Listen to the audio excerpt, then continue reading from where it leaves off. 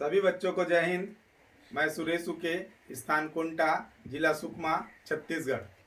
बच्चों, आज हम कक्षा 12वीं विषय राजनीति विज्ञान अध्याय 5 समकालीन दक्षिण एशिया इस विषय पर अध्ययन करेंगे।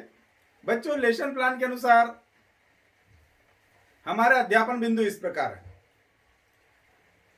पहला, प्रस्तावना। दूसरा, दक्षिण एशिया क्या है। तीसरा, दक्षिण एशियाई देशों में एक समान समस्याएं और चुनौतियां। चौथा, दक्षिण एशिया के देशों में लोकतंत्र, जिसमें पाकिस्तान, बांग्लादेश, नेपाल, भारत व श्रीलंका में लोकतंत्र की स्थिति एवं भारत का इन देशों के साथ मधुर संबंध एवं विवाद के कारण। पांचवा, सार्क दक्षेश का अर्थ, इसकी स्थापना, उद्देश्य एवं सार्क के कार्य। छठवां, दक्षिण एशियाई देशों में आर्थिक वैश्वीकरण का प्रभाव एवं चुनौतियां। तो बच्चों, आज हम हमारा लेसन स्टार्ट करते हैं। अध्याय 5 समकालीन दक्षिण एशिया। तो बच्चों, सबसे पहले हम समकालीन के बारे में देखते हैं। समकालीन होता क्या है? तो समकालीन का मतलब सामान्यतः द्वितीय विश्व युद्ध के बाद की दुनिया, जिसको हम समकालीन विश्व कहते हैं। तो बच्चों, इस प्रकार से हम देखते हैं कि ये जो समकालीन विश्व राजनीति में दक्षिण एशिया का विशेष महत्व रहा है। आज का हमारा टाइटल है समकालीन दक्षिण एशिया। तो समकालीन विश्व राजनीति में दक्षिण एशिया का विशेष महत्व रहा है। इसकी महत्ता उस समय बढ़ गई जब 20वीं सदी के अंतिम वर्षों में भारत एवं पाकिस्तान परमाणु संपन्न देशों के समूह में शामिल होने में सफल हो गए। इस क्षेत्र का तेजी से उभरना वैश्विक राजनीति के लिए अहम बात है, परंतु कई मामलों में वैश्विक संघर्ष सुरक्षा, इस दृष्टिकोण से हमारा जो दक्षिण एशिया का क्षेत्र रहा है वो अशांत रहा है। तो ऐसे कौन कौन से कारण थे जिसके कारण वैश्विक संघर्ष सुरक्षा की दृष्टि से हमारा क्षेत्र अशांत रहा है? उसमें पहला था सीमा विवाद, दूसरा नदी जल वितरण की समस्या, आंतरिक विद्रोह, जाति संघर्ष, लोकतांत्रिक उल्टाव। ऐसे में इस बात को लेकर सभी लोग चिंतित है कि यहाँ पर किस प्रकार से स्थायी शांति बहाली किया जाए एवं जो विवाद है उसको अपन पारस्परिक तनाव, हिंसा एवं प्रतिहिंसा, जाति संघर्ष तथा विद्वेष के स्थान पर आर्थिक सहयोग एवं विकास का नया दौर शुरू कर सके। घरेलू राजनीति की समस्या और आपसी तनाव कम करने के उद्देश्य से अंतर्राष्ट्रीय प्रयास भी जारी है। यह जो क्षेत्र है दक्षिण एशियाई क्षेत्र, बहुपक्षीय विश्व व्यवस्था के उत्थान की दृष्टि से विशेष महत्व रखता है। अब हम पढ़ेंगे बच्चों, दक्षिण एशिया क्या है। तो दक्षिण एशिया पश्चिम एशिया तथा पूर्व एशिया के मध्य में हिंद महासागर के उत्तर में स्थित है। दक्षिण एशिया में सार्क तथा दक्षेश के 8 सदस्य देशों को शामिल किया गया है। ये 8 सदस्य देश कौन कौन है दक्षेश के? बच्चों, परीक्षा में कई बार पूछा जाता है दक्षेश में कितने सदस्य राष्ट्र शामिल है। तो आपको बताना है कि इसमें 8 सदस्य है और उनके नाम है अफगानिस्तान, बांग्लादेश, भूटान, भारत, नेपाल, मालदीव, पाकिस्तान और श्रीलंका। दक्षिण एशिया का कुल भूभाग, कुल क्षेत्रफल 5.1 मिलियन वर्ग किलोमीटर है। इसमें विश्व की कुल जनसंख्या का 1/6 भाग जनसंख्या निवास करती है। अब बच्चों, हम देखेंगे सार्क का फुल फॉर्म। बच्चों, परीक्षा में लिखने के लिए आता है सार्क का फुल फॉर्म SAARC, सार्क। तो सार्क का फुल फॉर्म है south Asian association regional cooperation. अभी सार्क की स्थापना कब हुई थी? तो सार्क की स्थापना हुई थी 1985 में। और इसका मुख्यालय कहां पर है? इसका मुख्यालय है ढाका। इसको हिंदी में अपन क्या बोलते हैं? सार्क को दक्षिण एशिया क्षेत्रीय सहयोग संगठन। बच्चों, वर्तमान में दक्षिण एशिया की आबादी 1.64 बिलियन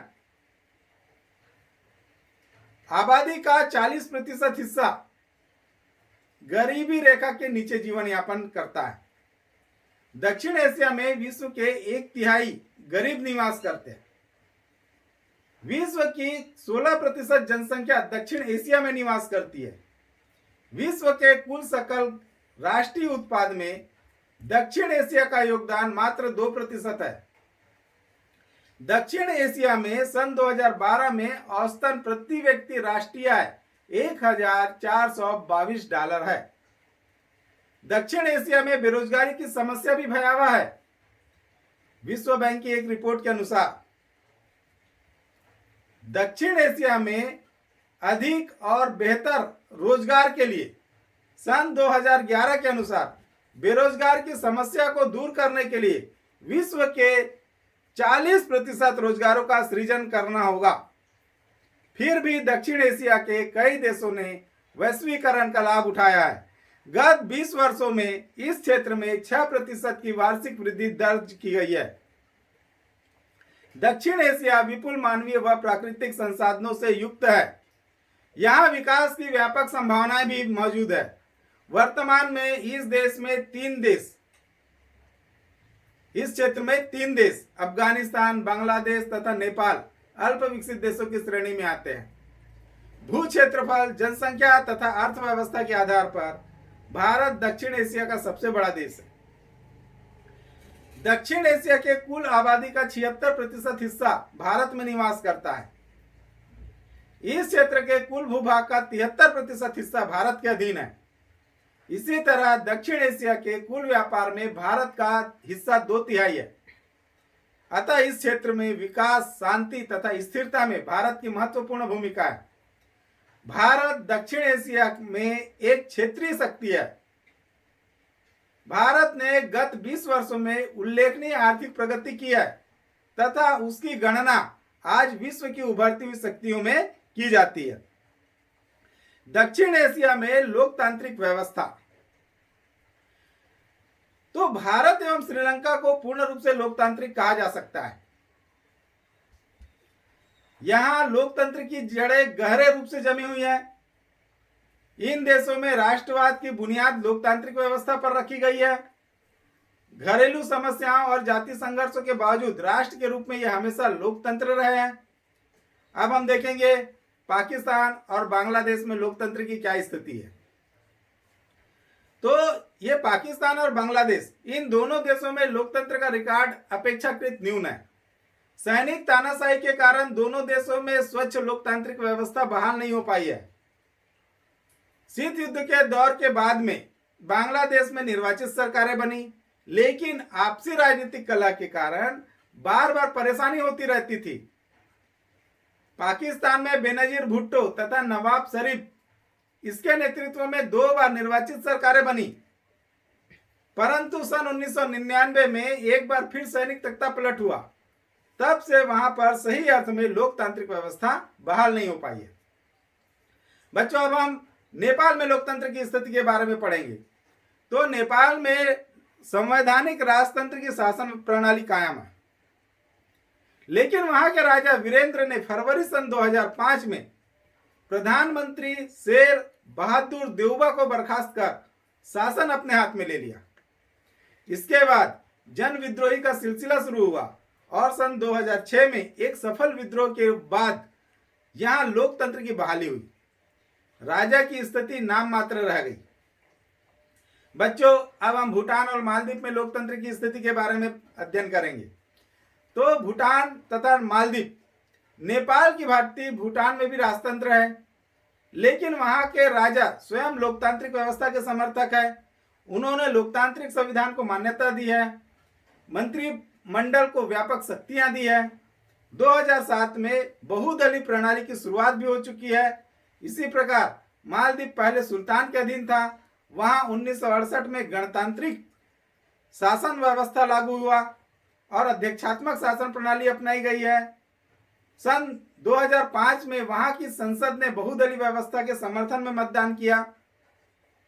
उस वर्ष हुए आम चुनाव के बाद विपक्षी दल को मान्यता मिल गई। वहां पर मालदीवियन डेमोक्रेटिक पार्टी का वर्चस्व है। दक्षिण एशिया में लोकतंत्र की वैश्विक कल्पना के दायरे का विशेष रूप से प्रसार हुआ है। यहाँ के लोग लोकतांत्रिक व्यवस्था को विकास का बेहतर विकल्प मानते हैं। लोकतंत्र के लिए यहाँ के लोग विशेष रूप से जागरूक रहते हैं। यहाँ प्रतिनिधि मूलक लोकतांत्रिक संस्थाओं को वरीयता दी जाती है, जिससे कि हर धर्म, हर जाति, हर वर्ग के लोगों की भागीदारी सुनिश्चित हो सके। दक्षिण एशिया में लोकतंत्र का रिकॉर्ड मिला जुला रहा है। इसके बावजूद दक्षिण एशियाई देशों की जनता लोकतंत्र की आकांक्षाओं में सहभागी रही है। इस कथन में कुछ पक्ष इस प्रकार है जो लोकतंत्र के लिए आकांक्षी रहे हैं। तो पहला यह है कि दक्षिण एशिया के 5 बड़े देशों में एक सर्वेक्षण के अनुसार यह बात साफ हो गई कि सभी 5 देशों के लोग जो है लोकतंत्र को व्यापक जन समर्थन प्राप्त कर रहे हैं। इन देशों में प्रत्येक वर्ग तथा धर्म के नागरिक लोकतंत्र को बेहतर मानते हैं। दूसरा, इन सभी 5 देशों के लोग शासन की किसी अन्य प्रणाली की तुलना में लोकतंत्र को बेहतर मानते हैं। तीसरा, साक्षात्कार के आधार पर जो तथ्य आया है उसमें भारत में 70% तो श्रीलंका में 71% लोग लोकतंत्र को तानाशाही शासन से बेहतर मान रहे हैं।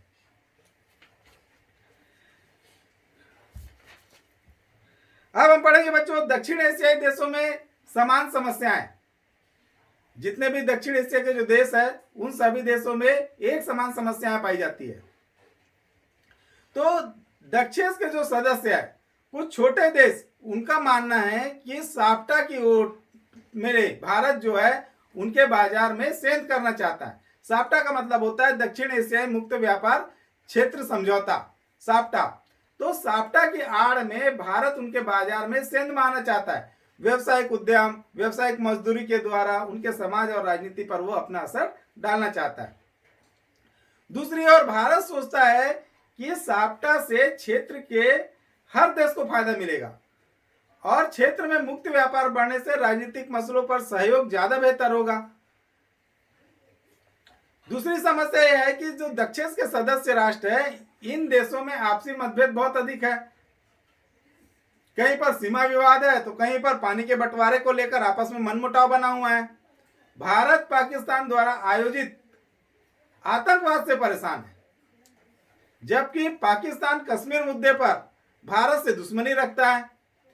इन सब बातों से सदस्य देशों के हाथ अवश्य मिलते हैं, लेकिन सदस्य देशों के दिल आपस में नहीं मिल पाते। तीसरी जो समस्या है, दक्षिण एशिया के सभी देश एक दूसरे पर विश्वास नहीं करते हैं। अंतरराष्ट्रीय मंच पर भारत पाक के विचार सदैव एक दूसरे के विपरीत होते हैं। दोनों ही देश एक दूसरे में कमियां निकालना शुरू कर देते हैं। पांचवी समस्या यह रही है कि भारत कहीं पर बड़े होने का दबाव हम पर न बना बैठे, ऐसा जो दक्षिण के अन्य छोटे देश है वही समझ बैठते हैं। इसका कारण यह है कि दक्षिण एशिया का भूगोल, उस भूगोल में भारत बीचों बीच में स्थित है और अन्य देश भारत की सीमा के चारों तरफ है। छठवीं समस्या यह है कि दक्षिण एशियाई देशों की एक समान समस्या जो है वो है निर्धनता और आर्थिक पिछड़ापन। सभी देश निर्धन और आर्थिक पिछड़ेपन से है और ये सभी देश जो गरीब है। मानव सूचकांक के आधार पर श्रीलंका की स्थिति बहुत कुछ बेहतर है, पर अन्य देश अभी भी गरीब, बीमारी, अभाव और पिछड़ापन आदि से जूझ रहे हैं। अब हम देखेंगे बच्चों दक्षिण एशिया के सामने कौन कौन सी महत्वपूर्ण चुनौतियां हैं। तो पहली चुनौतियां यह है दक्षिण एशियाई देशों की कि यहाँ पर राजनीतिक अस्थिरता है, जिसके कारण देश में बार बार जो है बदलाव की प्रक्रिया का दौर शुरू हो जाता है। लोगों का ध्यान विकास कार्य से हट करके देश की राजनीति पर केंद्रित हो जाता है।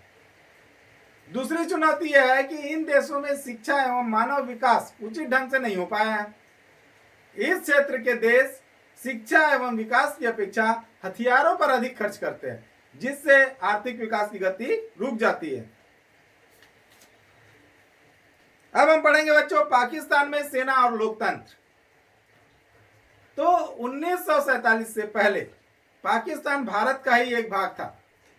पाकिस्तान को 14 अगस्त सन 1947 को और भारत को 15 अगस्त सन 1947 को स्वतंत्रता मिली। भारत और पाकिस्तान दोनों ही ब्रिटिश उपनिवेशवाद का शिकार रह चुके हैं। स्वतंत्रता के पश्चात दोनों ही देश ने लोकतांत्रिक शासन व्यवस्था प्रणाली अपनाने का निश्चय किया। भारत में लोकतंत्र अभी भी कायम है, जबकि पाकिस्तान में कभी लोकतंत्र और कभी सैनिक शासन रहा है। पाकिस्तान में भारत की तरह लोकतंत्र की जड़ें मजबूत न होने के क्या क्या कारण हैं, अब उसके बारे में हम अध्ययन करेंगे। तो बच्चों, लोकतंत्र की जड़ पाकिस्तान में मजबूत नहीं होने का पहला कारण यह है कि पाकिस्तान में सेना, धर्मगुरु और भूस्वामी अभियानों का दबदबा रहा है। इसी कारण कई बार निर्वाचित सरकारों को गिरा करके सैनिक शासन कायम हुआ है। पाकिस्तान में सेना समर्थक समूह ज्यादा मजबूत है। इसी कारण इन समूहों द्वारा दलील दी जाती है कि पाकिस्तान में राजनीतिक दल और लोकतंत्र में खोट है। दूसरा कारण है कि पाकिस्तान में लोकतंत्र का जज्बा है। पाकिस्तान में लोकतंत्र समर्थक, स्वतंत्र और साहसी प्रेस ये सारे मौजूद है। मानवाधिकार आंदोलन भी काफी मजबूत है, परंतु वहां पर स्थायी लोकतंत्र की जड़ें मजबूत नहीं हो पा रही है। तीसरा कारण है पाकिस्तान से अमेरिका तथा पश्चिमी देशों के हित जुड़े हैं, जिसके कारण वे वहां लोकतंत्र की अपेक्षा सैनिक शासन को ही समर्थन देते हैं। अमेरिका व पाकिस्तान दोनों में काफी मधुरता है। अमेरिका व पश्चिमी देशों को विश्वव्यापी इस्लामी आतंकवाद से डरते हैं और इन देशों को यह भी डर लगता है, पश्चिमी देश और अमेरिका को, कि पाकिस्तान के परमाणु हथियार कहीं इन आतंकवादी समूह के हाथ न लग जाए। इन बातों को मद्देनजर रखते हुए पाकिस्तान को ये देश पश्चिम तथा दक्षिण एशिया में पश्चिमी हितों का रखवाला मानते हैं। चौथा कारण है सन 1971 में पाकिस्तान में जुल्फिकार भुट्टो ने निर्वाचित सरकार बनाई, जो सन 1971 से सन 1977 तक कायम रही। फिर सन 1977 में जनरल जियाउल हक ने सरकार को गिरा दिया। पांचवा कारण रहा है सन 1988 में एक बार फिर बेनजीर भुट्टो के नेतृत्व में लोकतांत्रिक सरकार बनी, जो सन 1999 तक कायम रही। सन 1999 में जनरल परवेज मुशर्रफ ने प्रधानमंत्री नवाब शरीफ को हटाकर शासन पर सेना द्वारा कब्जा कर लिया। छठवां कारण रहा है जुल्फिकार अली भुट्टो और बेनजीर भुट्टो दोनों की हत्या कर दी। दोनों ही लोकतंत्र समर्थक शासक थे। यदि सन 1947 से अब तक का इतिहास देखा जाए तो लोकतंत्र कम और सैनिक शासन पाकिस्तान में अधिक रहा है। अब हम पढ़ेंगे बच्चों बांग्लादेश में लोकतंत्र। तो पूर्वी पाकिस्तान ने पश्चिमी पाकिस्तान के विरुद्ध सन 1971 में जन आंदोलन छेड़ दिया। सन 1947 में भारत का विभाजन हुआ और भारत विभाजन के समय बंगाल और असम में अविभाजित हिस्सों में पूर्वी पाकिस्तान बना। तो पश्चिम पाकिस्तान पूर्वी पाकिस्तान पर अपना दबदबा बनाए हुए हैं। पश्चिमी पाकिस्तान के प्रभुत्व के खिलाफ जन संघर्ष का नेतृत्व शेख मुजीबुर रहमान ने किया। उन्होंने पूर्वी पाकिस्तान के लिए स्वतंत्रता की मांग की। पूर्वी पाकिस्तान के द्वारा पश्चिमी पाकिस्तान के विरुद्ध जन आंदोलन के निम्न कारण थे। अब उसमें क्या क्या कारण थे पूर्वी पाकिस्तान के द्वारा पश्चिमी पाकिस्तान के विरुद्ध जन आंदोलन करने के? तो पहला कारण यह था कि पश्चिमी पाकिस्तान अपना दबदबा और उर्दू भाषा पूर्वी पाकिस्तान पर लादना चाहता था। दूसरा, पश्चिमी पाकिस्तान ने बंगाली संस्कृति और भाषा के साथ दुर्व्यवहार किया था। तीसरा कारण था कि पाकिस्तान सैनिक कार्रवाई के कारण लाखों लोग अपना वतन छोड़कर भारत आने को मजबूर हो गए। चौथा कारण था कि शरणार्थियों के सामने खान पान, रहन सहन और स्वास्थ्य संबंधी बहुत सारी समस्याएं थी, इसलिए पाकिस्तान के खिलाफ खड़े हो गए थे सारे लोग। 1970 के चुनाव में पश्चिमी पाकिस्तान के वर्चस्व के विरुद्ध पूर्वी क्षेत्र की जनता के मन में गहरा आक्रोश था। उन्होंने स्वायत्तता की मांग में जोरदार आंदोलन चलाया। शेख मुजीबुर रहमान की आवामी लीग को इसका श्रेय जाता है। इस पार्टी को सन 1970 के चुनाव में पूर्वी पाकिस्तान की सभी सीटों पर सफलता मिली और इस प्रकार के पूरे पाकिस्तान की प्रस्तावित संविधान सभा में आवामी लीग को बहुमत प्राप्त हुआ। परंतु पश्चिमी पाकिस्तान के नेताओं ने इस चुनाव के परिणामों को निरस्त करते हुए प्रस्तावित संविधान सभा को आहूत करने से मना कर दिया। अब हम पढ़ेंगे बच्चों बांग्लादेश का निर्माण। तो सन 1970 के चुनाव की उपेक्षा के बाद शेख मुजीबुर रहमान को गिरफ्तार कर लिया गया। इसके साथ ही बांग्लादेश के लिए मुक्ति संग्राम तेज हो गया। पाकिस्तान के सैनिक शासक जनरल याहिया खान की सेना ने इसे कुचलने के लिए दमनकारी नीति अपनाई। हजारों लोग मारे गए और बड़ी संख्या में बंगाली शरणार्थी जो है वो भारत आ गए। भारत ने उनकी मांग का समर्थन किया और उन्हें वित्तीय एवं सैन्य सहायता दी। इस कारण दोनों देशों के मध्य में युद्ध छिड़ गया। अंततः पाकिस्तान की पराजय हुई और सन 1971 में बांग्लादेश को एक स्वतंत्र राष्ट्र के रूप में जन्म दिया गया। वहां के जो लोगों ने अपना नया संविधान बनाया और अपने राष्ट्र को बांग्लादेश के लोगों ने एक धर्मनिरपेक्ष लोकतांत्रिक समाजवादी देश घोषित किया। शेख मुजीबुर रहमान वहां के प्रथम प्रधानमंत्री बने और संसदीय प्रणाली वहां पर शुरू हो गई। लेकिन सन 1975 में शेख मुजीबुर रहमान ने संविधान में संशोधन करना प्रारंभ किया तथा शासन का संसदीय प्रणाली के स्थान पर अध्यक्षात्मक शासन प्रणाली को मान्यता प्रदान की गई। शेख मुजीबुर रहमान ने अपनी पार्टी आवामी लीग को छोड़कर अन्य सभी पार्टियों को समाप्त कर दिया। इससे तनाव और भी संघर्ष की स्थिति उत्पन्न हो गई। अगस्त सन 1975 में सेना ने शेख मुजीबुर रहमान के शासन के विरुद्ध विद्रोह कर दिया। इस नाटकीय व त्रासद घटनाक्रम में शेख मुजीबुर रहमान सेना के हाथों मारे गए। सन 1991 में चुनाव हुए। इसके बाद से बांग्लादेश में बहुदलीय चुनाव पर आधारित प्रतिनिधिमूलक लोकतंत्र कायम है। अब हम पढ़ेंगे बच्चों लोकतांत्रिक अनुभव के संदर्भ में पाकिस्तान और बांग्लादेश में क्या क्या समानताएं हैं और क्या क्या असमानताएं हैं। तो पाकिस्तान और बांग्लादेश में क्या क्या समानताएं थी लोकतंत्र के अनुभव के संदर्भ में। तो बांग्लादेश और पाकिस्तान दोनों के जो देश थे वो दोनों देश कभी लोकतांत्रिक और कभी सैनिक शासन इस प्रकार की स्थिति वहां पर रही है। दूसरी समानता रही है कि बांग्लादेश और पाकिस्तान में राजनीतिक अस्थिरता का वातावरण बना रहा। ये अपने अपने सैनिक शासन या अध्यक्षात्मक शासन प्रणाली को ही लोकतंत्र साबित करने में लगे हुए थे। अब हम देखेंगे कि पाकिस्तान और बांग्लादेश में लोकतांत्रिक अनुभव के आधार पर क्या क्या समानताएं पाई गई। तो पाकिस्तान में लोकतांत्रिक सरकार के लिए वातावरण तैयार ही नहीं होता और न ही अंतर्राष्ट्रीय समर्थन उसे प्राप्त है इस सब्जेक्ट पे। जबकि बांग्लादेश की जनता जो है निरंतर विरोध करती रही जब तक कि वहां की जनता ने लोकतांत्रिक शासन व्यवस्था कायम नहीं किया। अब हम पढ़ेंगे बच्चों नेपाल में राजतंत्र और लोकतंत्र। तो नेपाल में राजशाही की स्थापना सन 1768 में पृथ्वी नारायण शाह के द्वारा की गई। तब से लेकर 1960 तक नेपाल में अनियंत्रित राजशाही शासन रहा है। सीमित लोकतंत्र की धारणा के अंतर्गत राष्ट्रीय पंचायत की व्यवस्था को व्यवहारिक रूप प्रदान किया गया था। इस व्यवस्था में शक्तियों का प्रभावी केंद्र सम्राट ही था। सम्राट की देखरेख में पंचायत व्यवस्था के माध्यम से राजनीतिक स्थिरता देने का प्रयास किया गया। नरेश को प्रधानमंत्री की नियुक्ति व उसे हटाने का अधिकार प्राप्त था। यद्यपि राजनीतिक दलों का अस्तित्व इस युग में भी था, लेकिन लोकतंत्र के अभाव में उनकी भूमिका सम्राट की असीमित शक्तियों को सीमित करने अथवा उसमें कुछ भागीदारी सुनिश्चित करने तक ही था।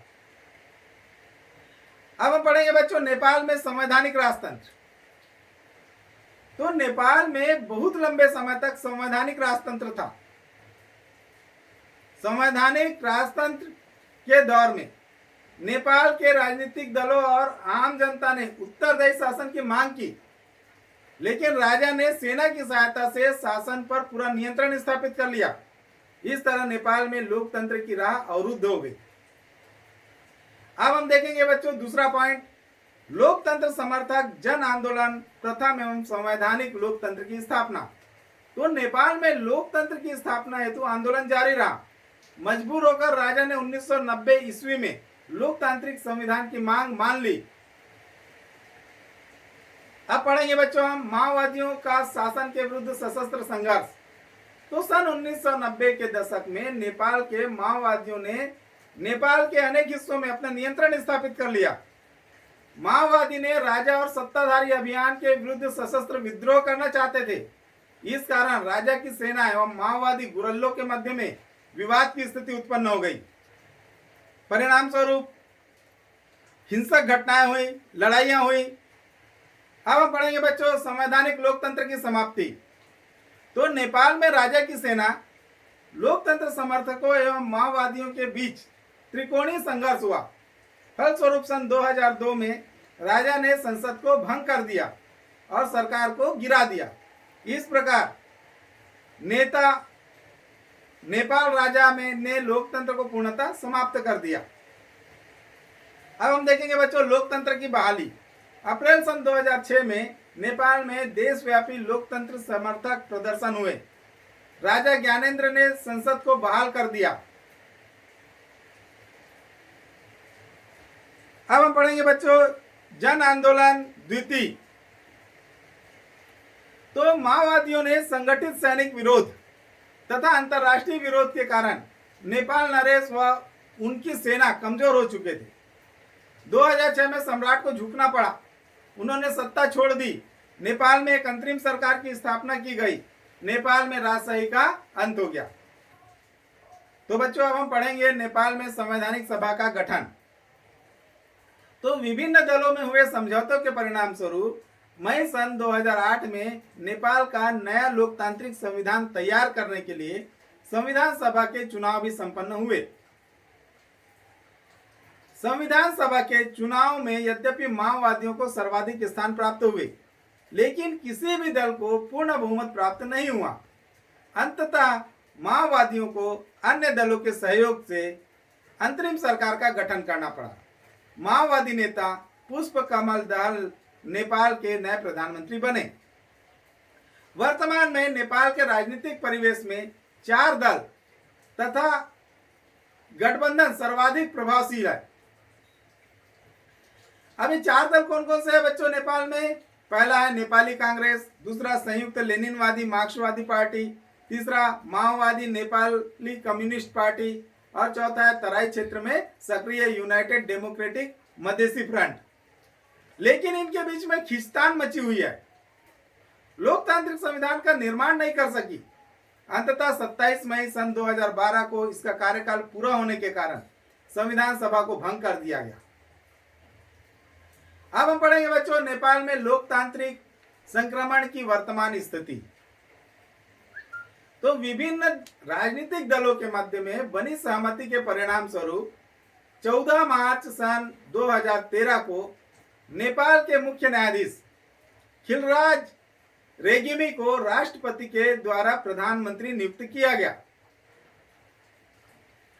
एक नए प्रयोग के अंतर्गत गठित इस प्रकार की जो सरकार थी, इसको समीक्षकों के द्वारा विधि सम्मत नहीं माना गया। विभिन्न राजनीतिक दलों में बनी सहमति के आधार पर 19 नवंबर सन 2013 को नई संविधान सभा में चुनाव संपन्न हुए, जिसमें नेपाली कांग्रेस को बहुमत प्राप्त हुआ। पहली संविधान सभा द्वारा यह प्रस्ताव में नेपाल को एक गणतंत्र घोषित कर दिया गया तथा राजशाही को समाप्त कर दिया गया। नेपाल को बहुसंस्कृतियों वाला एक धर्मनिरपेक्ष राष्ट्र घोषित किया गया। यहां तक तो सभी दलों की आम सहमति देखी गई, लेकिन भविष्य की इस राजनीतिक व्यवस्था के कई पहलुओं पर राजनीतिक दलों में गंभीर मतभेद भी हमको सामने आए। ये विवादास्पद मुद्दे कौन कौन से थे? तो जो विवादित मुद्दे थे वो इस प्रकार थे। नेपाल की सरकार के समक्ष सबसे अहम विवादास्पद मुद्दा था भूतपूर्व माओवादी लड़ाकों के नेपाली सेना में समाहित करने को। दूसरा जो मुद्दा था नेपाल में संघात्मक व्यवस्था के स्वरूप को लेकर था। तीसरा जो विवादित मुद्दा था वो चुनाव प्रणाली को स्वरूप को लेकर था। तो इस प्रकार से भविष्य की राजनीतिक व्यवस्था के महत्वपूर्ण प्रश्नों पर मुख्य राजनीतिक दलों में आम सहमति का अभाव पाया गया।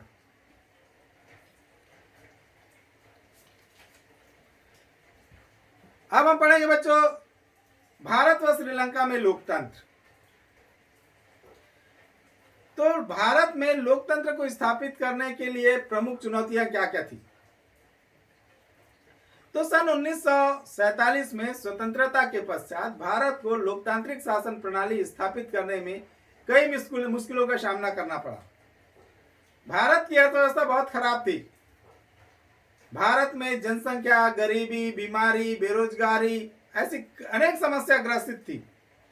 भारत कौन सी शासन व्यवस्था को अपनाए, यह एक प्रमुख प्रश्न भारत के सामने खड़ा था। भारत उपनिवेशवाद व ब्रिटिश पराधीनता को देख चुका था, इसलिए यहाँ की जनता जो है अब किसी भी प्रकार की गुलामी को पसंद नहीं करती थी। इसलिए भारत ने लोकतांत्रिक शासन प्रणाली को अपनाया। भारत में लोकतंत्र को स्थापित करने के लिए कई चुनौतियों का सामना करना पड़ा, जिसमें पहली जो सबसे बड़ी चुनौती थी वो ये थी कि भारत के सामने यह समस्या थी कि लोकतंत्र को अपनाया या प्रतिनिधि मूलक लोकतंत्र को अपनाया जाए। दूसरी चुनौती थी कि भारत में विभिन्न धर्म जाति के लोग रहते हैं, इसलिए इनमें एकता स्थापित करना एक कठिन चुनौती थी। इसलिए भारत ने अनेकता में एकता का प्रतीक माना है।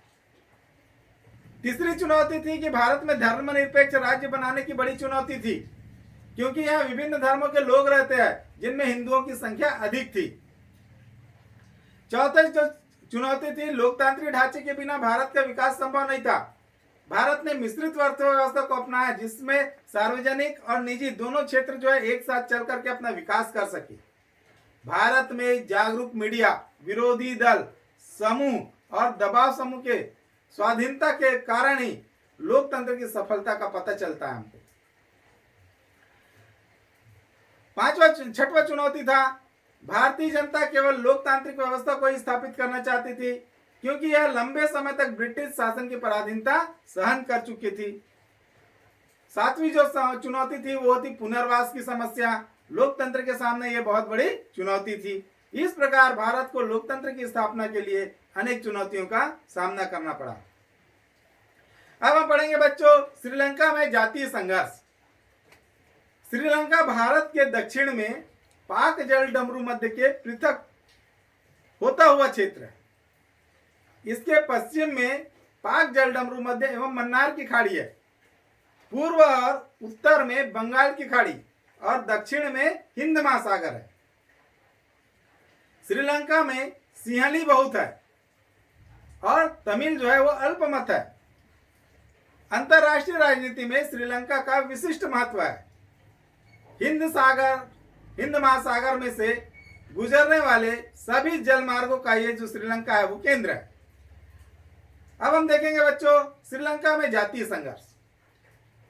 तो श्रीलंका में जातीय संघर्ष के पहला कारण है, श्रीलंका में 17.13 मिलियन की आबादी में 74% जो है सिंहली लोग हैं और इनका बहुमत है, जबकि 13% तमिल है, अल्पमत है। 6% भारत मूल के तमिल तथा कुछ अन्य लोग रहते हैं यहाँ पर श्रीलंका में, इसलिए यहाँ पर संघर्ष है। दूसरा जो संघर्ष है वो सिंहली लोगों ने बौद्ध धर्म को राजधर्म माना है, जबकि जो तमिल लोग हैं उन्होंने हिंदी धर्म में विश्वास किया।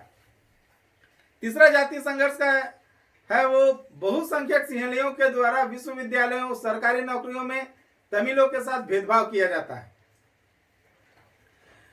चौथा जो कारण है वो सिंहली भाषा को राष्ट्रीय भाषा का दर्जा दिया गया, जबकि तमिल लोगों की भाषा है वो तमिल है। पांचवा जो विवादित कारण है वो है तमिल लोग लिट्टे तमिल ईलम नामक संगठन बनाकर अलग अलग स्वायत्त राज्य की मांग कर रहे हैं। सिंहलियों का मानना है कि तमिल जनसंख्या विदेशी है और इन्हें सरकार तथा राजनीतिक संस्थाओं और सुविधाओं में अनेक भागीदारी का अधिकार नहीं है। अब देखेंगे बच्चों हम कि श्रीलंका में तमिल लोगों की क्या क्या मांगे है। तो तमिल लोगों की मांग क्या है? तमिल लोगों ने एकात्मक सरकार बनाए जाने का विरोध किया है। तमिल लोगों की मूल जड़ जो है भारत तमिलनाडु में है और वे आशा एवं दावा करते कि भारत सरकार को उनके हितों की रक्षा के लिए आगे आना चाहिए तथा श्रीलंका पर दबाव डालकर यह समस्या को समाप्त करना चाहिए। तमिल जनसंख्या ने अपने लिए अलग राज्य तमिल ईलम की मांग रखी है और इसकी प्राप्ति के लिए तमिल ईलम स्वतंत्रता संगठन liberation tigers of Tamil Eelam ने श्रीलंकाई सेनाओं के साथ में सशस्त्र संघर्ष भी आरंभ कर दिया। अब हम देखेंगे बच्चों भारतीय प्रयास। तो सन 1987 में भारत सरकार ने श्रीलंका सरकार और लिट्टे के बीच में संघर्ष को रोकने के लिए, शांति की स्थापना के लिए और अपने सैनिक श्रीलंका भेजने के लिए महत्वपूर्ण प्रयास किया, परंतु वो सफल नहीं हुए। श्रीलंका की जो जनता थी और लिट्टे दोनों ने कुछ समय बाद भारत के द्वारा जो शांति सेना भेजी गई थी उसका विरोध करना शुरू कर दिया। भारत सरकार को अपनी सेना वापस बुलानी पड़ी। श्रीलंका में आज तक इस संकट का कोई संतोषजनक हल नहीं निकल पाया है।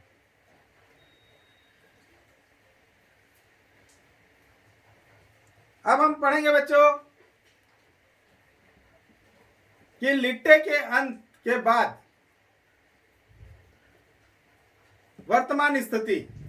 तो बच्चों, श्रीलंका की सेना ने मई 2009 में लिट्टे तथा इसके प्रमुख प्रभाकर का सफाया कर दिया और लिट्टे के सफाया के बाद तमिलों का अलग राज्य बनाने के लिए हिंसक आंदोलन समाप्त हो गया, लेकिन तमिल समस्या का कोई स्थायी समाधान नहीं हो पाया।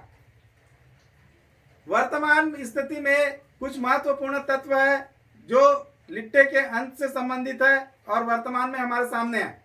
तो सबसे बड़ी जो समस्या है वो युद्ध के दौरान विस्थापित हुए तमिलों के पुनर्वास की है। पुनर्वास कार्यक्रम में भारत भी सहयोग प्रदान कर रहा है। लिट्टे के विरुद्ध अंतिम युद्ध के दौरान श्रीलंका की सेना ने तमिलों के साथ अमानवीय व्यवहार किया। तमिलों के विरुद्ध अमानवीय व्यवहार को लेकर भारत के तमिलनाडु राज्य में घोर विरोध हुआ और विरोध के चलते हुए भारत के प्रधानमंत्री माननीय मनमोहन सिंह ने नवंबर 2013 में कोलंबो में होने वाले राष्ट्रकुल के देशों का जो शिखर सम्मेलन था उसमें भाग लेने से इनकार कर दिया। श्रीलंका ने जातीय संघर्ष होते हुए भी लोकतांत्रिक व्यवस्था कायम कर रखी है और आर्थिक वृद्धि और मानवीय विकास का स्तर उच्च है। श्रीलंका भी ब्रिटिश उपनिवेशवाद का शिकार रहा है, परंतु फिर भी उसने भारत के बराबर विकास कर लिया। तो हम कुछ तर्क के आधार पर श्रीलंका की आर्थिक वृद्धि और मानव विकास को हम किस प्रकार से आंक सकते हैं उसके बारे में देखते हैं बच्चों। तो श्रीलंका ने जनसंख्या वृद्धि पर सफलतापूर्वक नियंत्रण पा लिया है और विकासशील देशों में वह प्रथम देश है जिसने नियंत्रण पा लिया है। दूसरा, दक्षिण एशिया के देशों में श्रीलंका ने सबसे पहले अपनी अर्थव्यवस्था का उदारीकरण किया है। कई वर्षों तक गृह युद्ध से गुजरने के बावजूद श्रीलंका का प्रति व्यक्ति सकल घरेलू उत्पाद दक्षिण एशिया में सबसे ज्यादा है। अनेक संघर्षों से जूझने के बाद भी श्रीलंका ने लोकतांत्रिक व्यवस्था को कायम रखा है। तो बच्चों, अब हम भारत और पाकिस्तान के मध्य विवाद एवं महत्वपूर्ण वार्ता पढ़ेंगे। तो सन 1947 के पूर्व भारत और पाकिस्तान संभवतः विश्व के ऐसे दो राष्ट्र थे जो एक ही भूभाग के अंग थे और जिनकी ऐतिहासिक विरासत भी एक ही थी, परंतु सन 1947 में स्वतंत्र राष्ट्रों के रूप में अस्तित्व में आने से लेकर आज तक इन दोनों राष्ट्रों के मध्य मधुर संबंध स्थापित नहीं हो सके।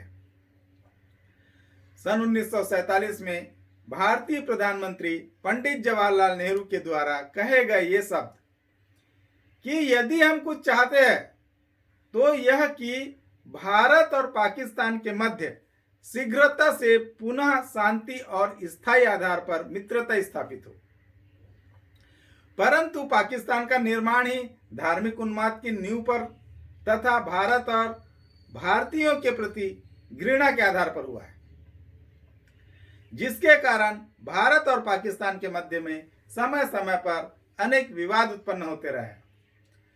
बच्चों, परीक्षा में कई बार आ चुका है, भारत और पाकिस्तान के मध्य विवाद के कौन कौन से मुद्दे हैं स्पष्ट कीजिए। तो आपको बताना है बच्चों, पहला जूनागढ़ का विवाद। तो भारत पाक सीमा के निकट गुजरात के काठियावाड़ क्षेत्र में स्थित जूनागढ़ एक छोटी सी रियासत है जिसका शासक मुस्लिम था। जूनागढ़ को पाकिस्तान में मिलाने का निर्णय कर लिया, जबकि वहां पर अधिकांश जनता हिंदू थी। वहां की जनता ने विद्रोह कर दिया।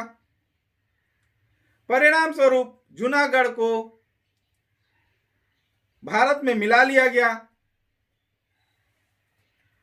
और पाकिस्तान ने इस विलय के प्रश्न को संयुक्त राष्ट्र संघ में उठाया, जिसका कोई परिणाम नहीं निकल पाया, परंतु पाकिस्तान का भारत विरोधी प्रचार और बढ़ गया। अब दूसरा हम देखेंगे बच्चों, हैदराबाद विवाद। तो भौगोलिक दृष्टि से हैदराबाद को भारत में ही सम्मिलित किया जाना था, परंतु पाकिस्तान द्वारा हर स्थिति में निजाम को सहायता देने का आश्वासन के कारण निजाम अपनी स्वतंत्र स्थिति बनाए रखना चाहता था। पाकिस्तान का सहयोग लेकर निजाम जो है संबंधित लोगों ने मारकाट, लूटपाट और नृशंस हत्याओं का सिलसिला शुरू कर दिया। इस भयावह स्थिति से निपटने के लिए भारत को सैनिक कार्रवाई करने के लिए बाध्य होना पड़ा। हैदराबाद रियासत को भारत में सम्मिलित कर दिया गया और बदले में उसे 50 लाख रुपए प्रीवर्स के रूप में देना तय किया गया। तीसरा विवाद बच्चों, नहर के पानी का विवाद। तो पंजाब के राजनीतिक विभाजन के पश्चात दोनों ही नहरों पर अधिकार, यह विवाद का कारण रहा। सतलज और रावी दोनों देशों के मध्य में बहती है। झेलम और चिनाब पाकिस्तान के मध्य से और व्यास पूर्णतः भारत में बहती है। पाकिस्तान का पंजाब और सिंध प्रांत सिंचाई के लिए इन्हीं नहरों पर निर्भर है। पाकिस्तान को यह आशंका उत्पन्न हो गई कि कहीं भारत इन नहरों के जल को बंद करके पाकिस्तानी खेती को सुखा न दे। इस बात को लेकर भी दोनों के मध्य में विवाद उत्पन्न हो गया। चौथा प्रश्न है विवाद का शरणार्थियों का प्रश्न।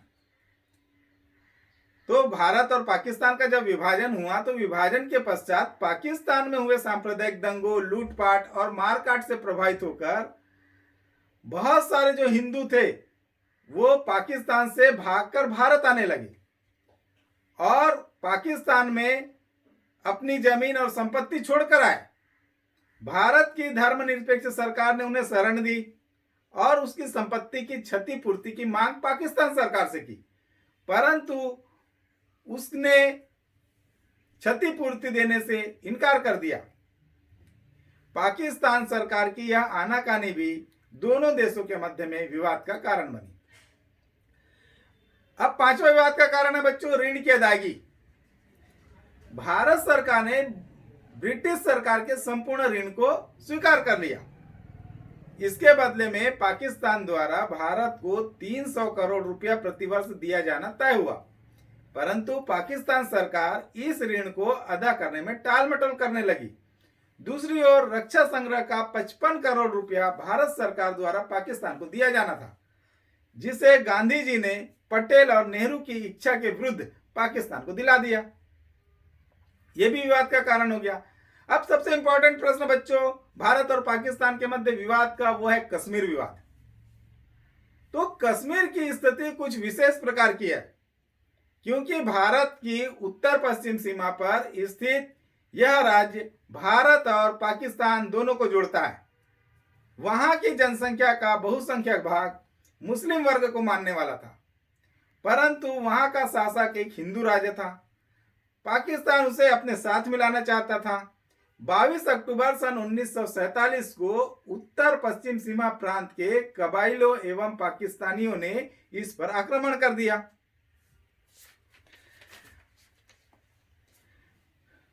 अब हम पढ़ेंगे बच्चों कश्मीर समस्या और भारत पाक संबंध। तो कश्मीर का प्रकरण दोनों देशों के मध्य संबंधों के सामान्यीकरण में सबसे बड़ा अवरोधक है। कश्मीर का भारत के लिए सामरिक महत्व है, क्योंकि इसकी सीमा पाकिस्तान, अफगानिस्तान, चीन और रूस में मिली हुई है। सुरक्षा परिषद ने 5 जनवरी सन 1949 के अपने प्रस्ताव में अंतर्राष्ट्रीय निरीक्षण में कश्मीर में जनमत संग्रह भारतीय सेना द्वारा कश्मीर की सुरक्षा के लिए वैध अधिकार और पाकिस्तानी सेना की वापसी की बात कही। भारत ने जनमत संग्रह का अपना वादा पूरा करने का वचन दिया, बशर्ते पाकिस्तान अपनी सेना वापस बुला ले, परंतु पाकिस्तान ने ऐसा नहीं किया। आज भी अनेक व्यक्तियों एवं संगठनों के प्रयासों के बावजूद कश्मीर समस्या यथावत विद्यमान है। अब हम पढ़ेंगे बच्चों बांग्लादेश संकट और शिमला समझौता। बच्चों ये शिमला समझौता जो है बहुत इंपॉर्टेंट है, परीक्षा में कई बार पूछा जाता है। तो सन 1971 के युद्ध के पश्चात भारत और पाकिस्तान दोनों देशों के तात्कालिक प्रधानमंत्री, भारत की प्रधानमंत्री श्रीमती इंदिरा गांधी और पाकिस्तान की प्रधानमंत्री जुल्फिकार अली भुट्टो, तो इनके मध्य में 28 जून से 2 जुलाई सन 1972 को शिमला में शिखर वार्ता हुई। इस शिखर वार्ता में युद्ध बंदियों की अदला बदली, पाकिस्तान द्वारा बांग्लादेश को मान्यता और भारत और बांग्लादेश के मध्य कूटनीतिक राजनीतिक संबंधों के सामान्यीकरण से लेकर कश्मीर समस्या तक को सुलझाने पर वार्ता हुई। जुलाई सन 1972 में दोनों देशों के द्वारा शिमला समझौते पर हस्ताक्षर किए गए। अब शिमला समझौते में कौन सी मुख्य शर्तें थी, वो क्या क्या शर्तें थी? तो बच्चों पहला जो शर्त है वो ये था कि दोनों राष्ट्र अपने पारस्परिक झगड़ों को द्विपक्षीय बातचीत और मान्य शांतिपूर्ण ढंग से हल करने के लिए दृढ़ संकल्प है। दोनों राष्ट्र एक दूसरे की राष्ट्रीय एकता और क्षेत्रीय अखंडता, राजनीतिक स्वतंत्रता और सार्वभौम समानता का सम्मान करेंगे। दोनों राष्ट्र एक दूसरे की क्षेत्रीय अखंडता और राजनीतिक स्वतंत्रता के विरुद्ध बल प्रयोग या धमकी का प्रयोग नहीं करेंगे। दोनों देशों द्वारा परस्पर विरोधी प्रचार नहीं किया जाएगा। दोनों देश परस्पर सामान्य संबंध स्थापित करने के लिए प्रयत्न करेंगे। अब हम पढ़ेंगे बच्चों, भारत और पाकिस्तान के मध्य 3 समझौते हुए। पहला समझौता, भारत पाक एक दूसरे के परमाणु संयंत्रों पर आक्रमण नहीं करेंगे। दोनों देशों को प्रतिवर्ष 1 जनवरी को यह बताना होगा कि उसके परमाणु संयंत्र किस अक्षांश और किस देशांतर पर स्थित है। इसके अतिरिक्त यदि दोनों में से कोई देश अपने परमाणु संयंत्र को कहीं अन्यत्र स्थापित करता है तो इसकी जानकारी दूसरे देश को देनी होगी।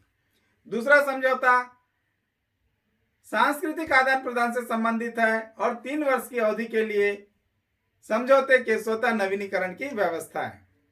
तीसरा समझौता दोहरी कर नीति को समाप्त करने से संबंधित है। भारत और पाकिस्तान दोनों के मध्य इस बात पर समझौता हो गया कि दोनों देश सियाचिन क्षेत्र में अपनी अपनी सेनाओं को किस प्रकार तैनात करेंगे। अब हम पढ़ेंगे बच्चों भारत और श्रीलंका के मध्य संबंध। तो श्रीलंका भारत के दक्षिण में स्थित भारत का एक पड़ोसी देश है। ये दोनों देश परंपरागत रूप से मित्र देश रहे हैं, परंतु सन 1963 से 1972 के वर्षों में इन दोनों देशों के मध्य में कच्चा तिबू विवाद विद्यमान था। अतः भारत की शांतिपूर्ण विदेश नीति और सद्भावना का परिचय स्वरूप अप्रैल सन 1973 में तात्कालिक भारतीय प्रधानमंत्री ने श्रीलंका की यात्रा करके कच्चा तिबू विवाद समझौता को सुलझा दिया। श्रीलंका में जाति तनाव और भारत श्रीलंका विवाद। तो बच्चों सन 1973 में दोनों देशों की मित्रता की स्थिति के पश्चात दोनों देशों में तीव्र और चिंताजनक विवाद, श्रीलंका में जाति तनाव और भारत श्रीलंका विवाद हो गया। श्रीलंका में बहुसंख्यक सिंहली और अल्पसंख्यक तमिल जाति में लंबे समय से विवाद और कटुता की स्थिति बनी हुई थी। बहुसंख्यक सिंहली वर्ग द्वारा अल्पसंख्यक तमिलों के प्रति असहिष्णुता, अनुदारता की नीति अपनाए जाने के परिणाम स्वरूप तमिल उग्रवाद का उदय हुआ तथा तमिल उग्रवादियों के एक पक्ष के द्वारा पृथक तमिल राज्य बनाने की मांग उठाई गई। श्रीलंका सरकार ने बातचीत के माध्यम से इस समस्या का समाधान करने के बजाय पूरी शक्ति के बल पर मांग को कुचलने का प्रयास किया। श्रीलंका सरकार द्वारा तमिल बहुल जाफना क्षेत्र की आर्थिक नाकेबंदी अर्थात ईंधन और खाद्य सामग्री की आपूर्ति पर प्रतिबंध लगा दिया गया। इतना ही नहीं, मई सन 1987 में थल सेना और वायुसेना द्वारा जाफना पर चारों ओर से आक्रमण प्रारंभ कर दिया गया। जाफना की पीड़ित तमिल जनता के लिए हवाई मार्ग से राहत सामग्री भिजवाई गई। श्रीलंका की नई सरकार तमिल समस्या के समाधान हेतु निरंतर प्रयत्नशील है। 29 जुलाई सन 1987 को कोलंबो में श्रीलंका के राष्ट्रपति JR जयवर्धन और भारतीय प्रधानमंत्री श्री राजीव गांधी के मध्य में एक समझौता हुआ, जिसमें श्रीलंका की बहुजातीय और बहुभाषाई स्थिति को स्वीकार किया गया। इस समझौते में कौन कौन सी बातें थी? तो पहला था युद्ध विराम और तमिल उग्रवादियों द्वारा आत्मसमर्पण। दूसरा, तात्कालीन रूप से श्रीलंका के उत्तरी और पूर्वी प्रांतों का विलय। तीसरा, विलय के संबंध में अंतिम निर्णय जनमत संग्रह के द्वारा होगा। चौथा, तमिल बहुल क्षेत्रों में सीमित स्वायत्तता। पांचवा, श्रीलंका में शांति बनाए रखने में भारत की ओर से भारतीय शांति रक्षक बल श्रीलंका भेजा गया। अब हम पढ़ेंगे बच्चों भारत और नेपाल संबंध। तो नेपाल भारत के उत्तर पूर्व में स्थित एक ऐसा राज्य है जिसकी सामरिक दृष्टि से भारत के लिए विशेष महत्व है। भारत और चीन के मध्य अपनी स्थिति के कारण नेपाल इन दोनों के बीच मध्य राज्य बफर स्टेट के रूप में है। तिब्बत पर चीन के द्वारा अपना आधिपत्य स्थापित कर लिए जाने के बाद भारत की सुरक्षा की दृष्टि से नेपाल का महत्व और भी बढ़ जाता है। नेपाल की ऐसी भौगोलिक स्थिति के कारण इसका विश्व की अन्य महाशक्तियों द्वारा अपनी हित साधना और भारतीय हितों के विरुद्ध प्रयोग किया जा सकता है।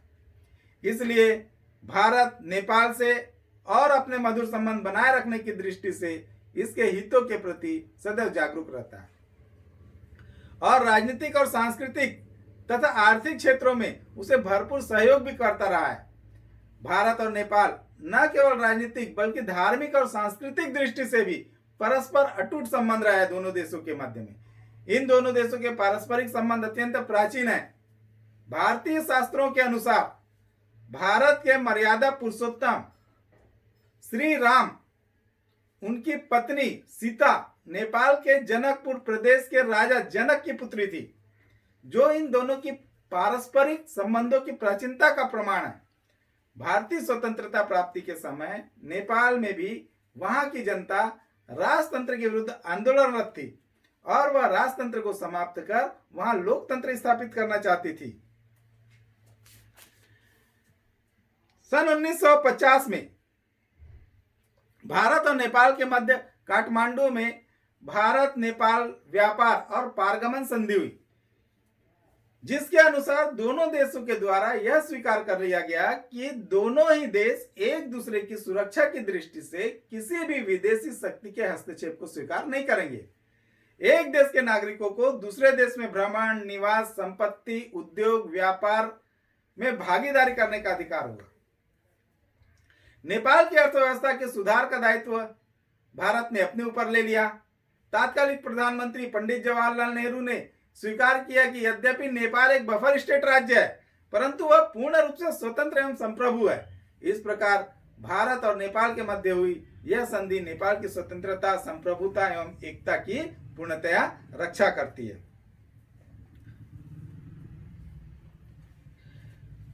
भारतीय राष्ट्रपति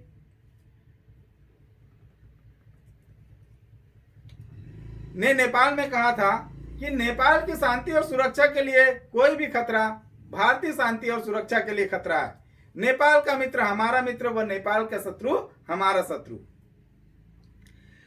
तो बच्चों, नेपाल का संयुक्त राष्ट्र संघ का सदस्य बनवाकर भारत ने उसे अंतर्राष्ट्रीय मान्यता दिलाने में भी भरपूर सहयोग किया। नेपाल के विदेश मंत्री ने इस तथ्य को स्वीकार करते हुए कहा कि भारत नेपाल का सर्वाधिक घनिष्ठ मित्र है। साथ ही उन्होंने यह भी घोषित किया कि नेपाल किसी भी स्थिति में कोई भी ऐसा आचरण नहीं करेगा जो भारत के विरुद्ध हो। अब हम पढ़ेंगे बच्चों नेपाल का चीन के प्रति झुकाव और भारत के साथ मतभेद। तो नेपाल की विदेश नीति का आधार यह रहा है कि जो भी पड़ोसी देश उसे शक्तिशाली प्रतीत होता है, नेपाल जो है उससे मिलकर अधिकाधिक अपने स्वार्थ को सिद्ध कर लेता है। उसी के पक्ष में रहने का प्रयास करता है नेपाल। तो नेपाल की इस प्रकार की विदेश नीति ने भारत नेपाल के संबंधों को बहुत बड़ी सीमा तक प्रभावित किया। भारत द्वारा तिब्बत के प्रति अपनाई जाने वाली जो तुष्टीकरण की नीति है, इसके परिणाम स्वरूप चीन ने भी भारत के पड़ोसी देश नेपाल में रुचि लेना प्रारंभ कर दिया है। भारत नेपाल के मध्य घनिष्ठ संबंधों की स्थापना देखकर चीन ने भी नेपाल को अपनी ओर आकर्षित कर अपने पक्ष में करने का प्रयास किया है। इसी क्रम में अक्टूबर सन 1956 में नेपाल के प्रधानमंत्री ने चीन की यात्रा की तथा जनवरी सन 1957 में चीन के प्रधानमंत्री चाउ एन-लाई ने नेपाल की यात्रा की।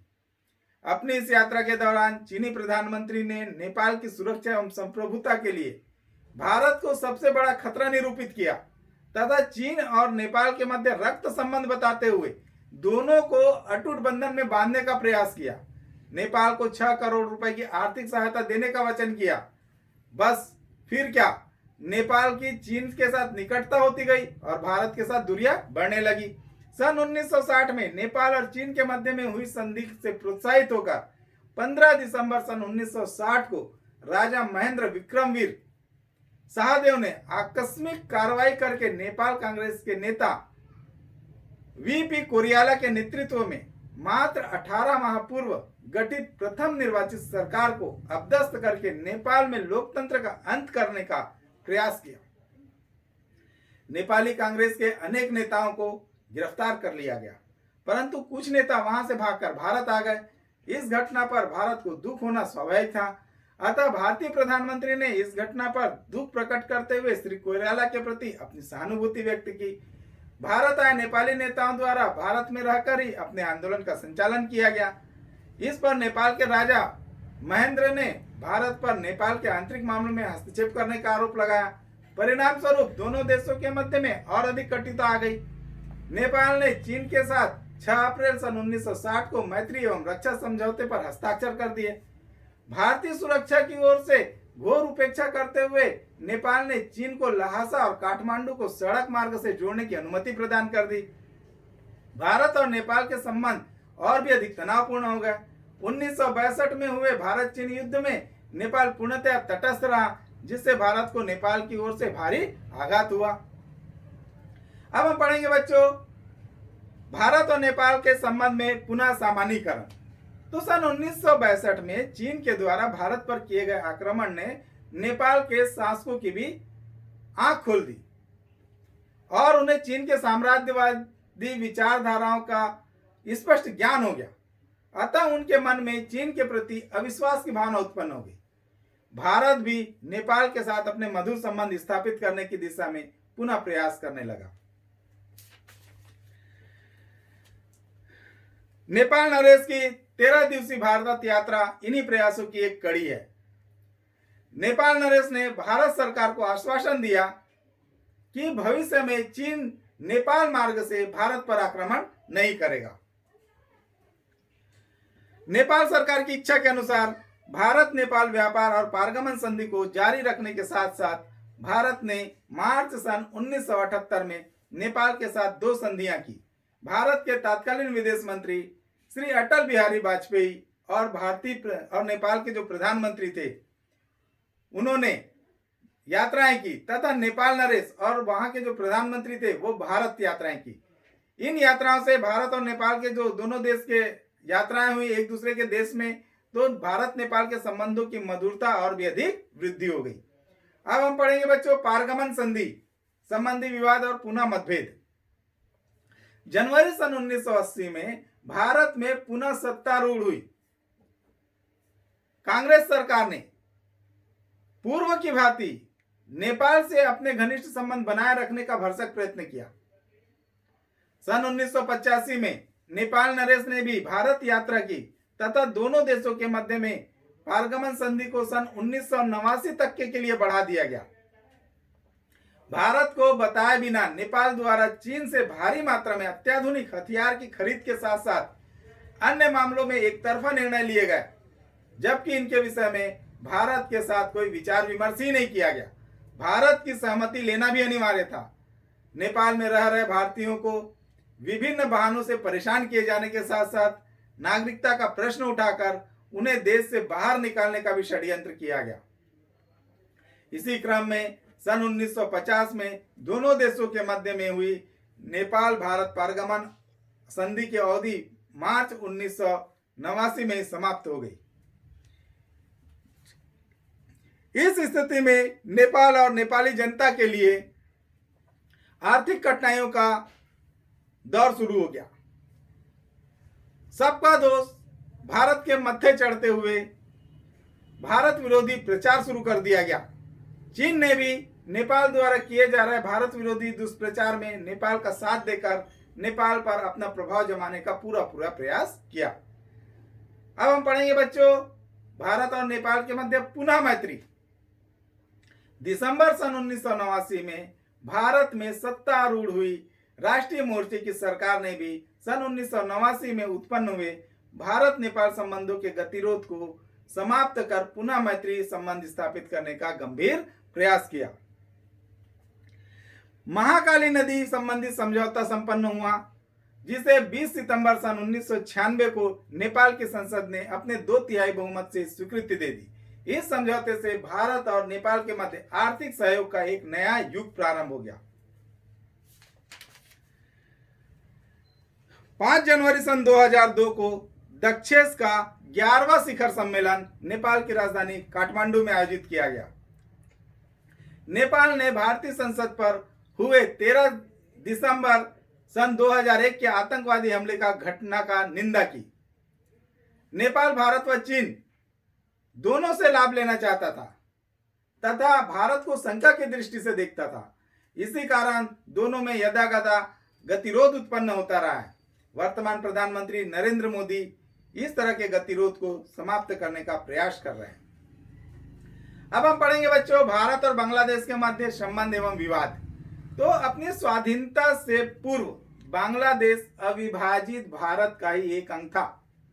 विभाजन के पश्चात पूर्वी पाकिस्तान के नाम से पाकिस्तान का एक प्रांत था। सन 1971 में भारत की सहायता से एक स्वतंत्र राष्ट्र के रूप में बांग्लादेश राज्य का उदय हुआ। स्वतंत्र बांग्लादेश के प्रथम प्रधानमंत्री शेख मुजीबुर रहमान का दिल्ली में भावभीनी स्वागत हुआ। इस दौरान शेख मुजीबुर रहमान ने कहा था, भारत और बांग्लादेश में सदैव विशेष संबंध स्थापित रहेंगे और विश्व की कोई भी शक्ति उनमें किसी भी प्रकार का दरार नहीं डाल सकती। उनका भारत के प्रति कृतज्ञ होकर भारत के साथ अपने मधुर संबंधों की बात कहना नितांत स्वाभाविक ही था। भारत की प्रधानमंत्री श्रीमती इंदिरा गांधी का भी ढाका में अभूतपूर्व स्वागत हुआ तथा 19 मार्च सन 1972 को दोनों देशों के मध्य में 25 वर्षीय शांति और मैत्री संधि पर हस्ताक्षर हुआ। आक्रमण या आशंका होने पर वे दोनों मिलकर इस स्थिति को दूर करने के लिए आवश्यक वार्ता करेंगे। अंतरराष्ट्रीय समस्याओं पर नियमित रूप से वार्ता की जाती रहेगी। नवोदित राष्ट्र बांग्लादेश को हर संभव सहायता देकर विकास करना भी भारत का लक्ष्य था। भारत ने बांग्लादेश को भारी मात्रा में खाद्यान्न की आपूर्ति करके वहां के लाखों नागरिकों को भूखों मारने से बचाया तथा रेल, सड़क और जल यातायात, रक्षा, अणुशक्ति और डाक व्यवस्था के क्षेत्र में भरपूर सहयोग किया। शेख मुजीबुर रहमान के जीवित रहने तक दोनों देशों के मध्य अत्यंत घनिष्ठ और मैत्रीपूर्ण संबंध बने रहे। अब हम पढ़ेंगे बच्चों, भारत और नेपाल के मध्य मतभेद। तो अगस्त सन 1975 में बांग्लादेश के कुछ सैन्य अधिकारियों के द्वारा शेख मुजीबुर रहमान और उसके सहयोगियों की हत्या कर दिए जाने के पश्चात सत्ता में आए सैनिक शासकों के समय में भारत और बांग्लादेश के संबंधों में कुछ विकृति उत्पन्न हो गई। बांग्लादेश का चीन की ओर और अमेरिका की ओर झुकाव होने लगा। फरक्का जैसे मामलों की आड़ में बांग्लादेश द्वारा भारत के विरुद्ध एक नया प्रचार आरंभ कर दिया गया।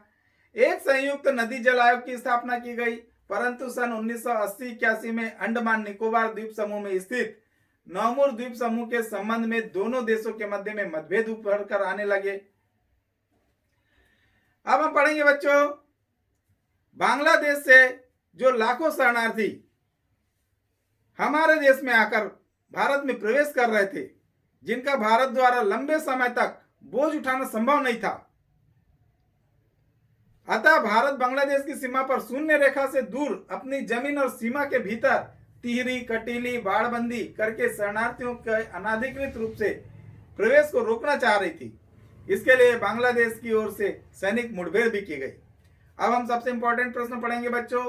भारत और बांग्लादेश के मध्य संबंधों को प्रभावित करने वाले मुद्दों में यह फरक्का समस्या, ये परीक्षा में कई बार आता है।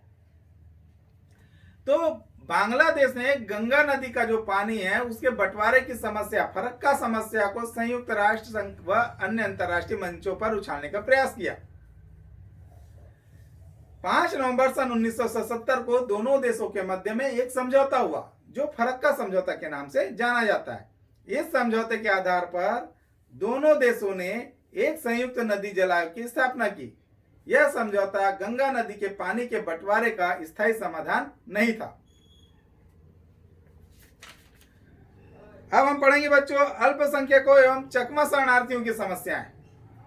तो बांग्लादेश में हिंदू, बच्चों परीक्षा में कई बार चकमा शरणार्थी का प्रश्न आता है। तो बांग्लादेश में हिंदुओं और बाहरी मुसलमानों को सुरक्षित स्थिति न होने के कारण वे लोग अनाधिकृत रूप से भारत के सीमावर्ती प्रदेशों जैसे असम, त्रिपुरा, पश्चिम बंगाल और मिजोरम में प्रवेश करके वहां की स्थिति को बिगाड़ दे रहे थे। इसके अतिरिक्त चकमा शरणार्थियों के भारत से बांग्लादेश वापस न जाने के कारण भी भारत और बांग्लादेश संबंधों में उत्तेजना पैदा हो गई। अब हम पढ़ेंगे बच्चों मुहुरी नदी सीमा विवाद। तो सन 1974 में एक समझौता हुआ जिसके अनुसार मुहुरी नदी के जल की मध्य रेखा भारत और बांग्लादेश की सीमा रेखा है। परंतु सन 1979 में बांग्लादेश रायफल के अधिकारियों ने इस समझौते का उल्लंघन करके मुहुरी नदी के तट पर भारतीय किसानों पर गोलीबारी कर दी। एक इंपॉर्टेंट क्वेश्चन और बच्चों, नौमुर द्वीप समूह, ये भी परीक्षा में कई बार आ चुका है। तो बंगाल की खाड़ी में उभरे एक नए द्वीप को लेकर दोनों देशों के मध्य एक नया मतभेद उत्पन्न हो गया। वो मतभेद था नौमुर द्वीप विवाद। तो ये नौमुर द्वीप है जिसका क्षेत्रफल 12 किलोमीटर है। यद्यपि यह द्वीप जो है भारतीय सेनाओं के अंतर्गत है, फिर भी ये जो बांग्लादेश इस पर अपना दावा स्थापित करना चाहता है। 12 मई से 14 मई 1981 तक बांग्लादेश के 8 युद्धपोतों ने आक्रामक कार्रवाई करके इस पर अपना अधिकार करने का सफल प्रयास किया है। बांग्लादेश द्वारा इस विवाद को भी अंतर्राष्ट्रीय स्तर पर उठाने का प्रयास किया जाता रहा है। अब हम पढ़ेंगे बच्चों भारत और बांग्लादेश के संबंधों में सुधार या वार्ताकाल। तो बच्चों अप्रैल सन 1982 में जनरल इरशाद के सत्तारूढ़ होने के पश्चात कुछ छूटपुट घटनाओं को छोड़कर भारत बांग्लादेश संबंधों में सुधार हुआ। दोनों देशों के मध्य में एक समझौते के अंतर्गत भारत ने बांग्लादेश को भारत के कुछ बिहार में स्थित दाहाग्राम और अंगरपोटा के 2 अंतर क्षेत्रों को बांग्लादेश की मुख्य भूमि से जोड़ने के लिए स्थायी पट्टे पर 3 बीघा भूमि का गलियारा दिया है। मई सन 1985 में बांग्लादेश में आए भीषण समुद्री तूफान के समय भारत ने बांग्लादेश को 1 करोड़ रुपए की आर्थिक सहायता प्रदान की और स्वयं भारतीय प्रधानमंत्री श्री राजीव गांधी ने बांग्लादेश के राष्ट्रपति इरशाद के साथ 2 जून सन 1985 को तूफान पीड़ित क्षेत्रों की हवाई यात्रा से सर्वेक्षण किया। राष्ट्रपति इरशाद ने भारतीय सद्भावना के प्रति अपना आभार व्यक्त किया। चकमा शरणार्थियों की बांग्लादेश वापसी के लिए दोनों देशों के बीच 9 मार्च सन 1997 को अगरतला में एक समझौता हुआ। चकमा समस्या का 27 फरवरी सन 1998 को उस समय समापन हो गया जब दक्षिण त्रिपुरा के ताकुम्बरी शिविर से इन शरणार्थियों का अंतिम जत्था बांग्लादेश के लिए रवाना हो गया। बांग्लादेश की प्रधानमंत्री शेख हसीना 16 जून सन 1998 को एक दिवसीय भारत यात्रा के दौरान भारत द्वारा परमाणु परीक्षण कार्यक्रम का समर्थन किया। अब एक और सबसे इंपॉर्टेंट चीज बच्चों, कलकत्ता ढाका बस सेवा आरंभ। तो जून सन 1999 में कलकत्ता ढाका सीधी बस सेवा आरंभ हुई। बस के ढाका पहुंचने पर प्रधानमंत्री वाजपेयी और प्रधानमंत्री शेख हसीना ने स्वागत किया। अब हम पढ़ेंगे बच्चों, हमारे जो वर्तमान प्रधानमंत्री है नरेंद्र मोदी, इन्होंने भी बांग्लादेश के साथ अच्छा संबंध बनाए रखने का प्रयास किए।